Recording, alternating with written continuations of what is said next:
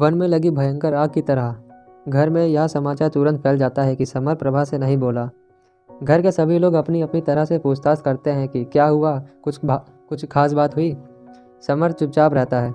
सुबह से कई लोग पूछ चुके थे, शायद प्रभा से भी पूछा हो, लेकिन दोनों ने ऐसा अनिच्छा दिखाई कि फिर किसी के पूछने की हिम्मत ही नहीं पड़ी। समर को बाबूजी के सामने जाने में हमेशा डर लगता रहता था, क्योंकि उनके हाथों बचपन में वह बुरी तरह से मार खा चुका था। अतः जब मुन्नी से उसे यह खबर मिलती है कि उसको बाबूजी बुला रहे हैं, तो उसकी मुट्ठी सिट्टी गुम हो जाती है। बाबूजी समर से पूछते हैं, क्या बात है बहू, तुझे पसंद नहीं आई? समर को चुपचाप देखकर उन्होंने कहा, साहब बता दे, इनमें झिझक की क्या बात? सुना है कि उससे बोला भी नहीं तू।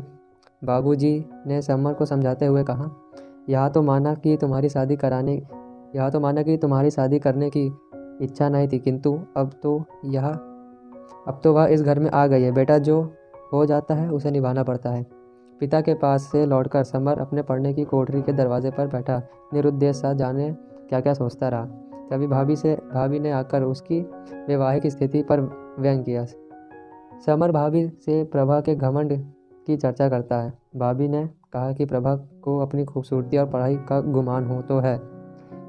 तभी से भाभी समर को प्रभा के विरुद्ध भड़काना शुरू कर देती है।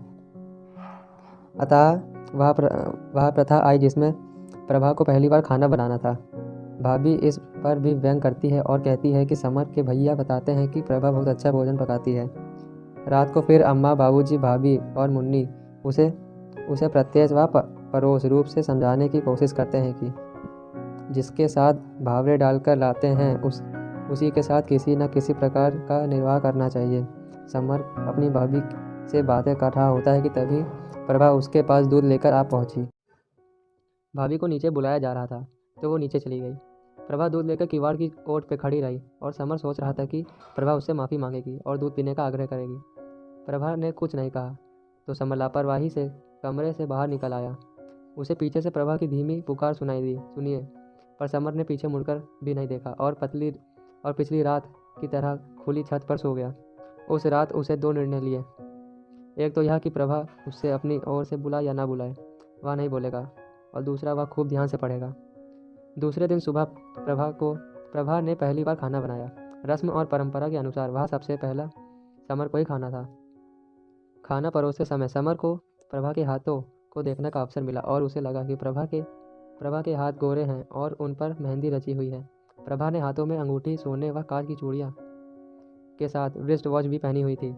समर को लगा वैसे हाथ काफ़ी सुंदर है, उंगलियां पतली पतली हैं और नाजुक हैं।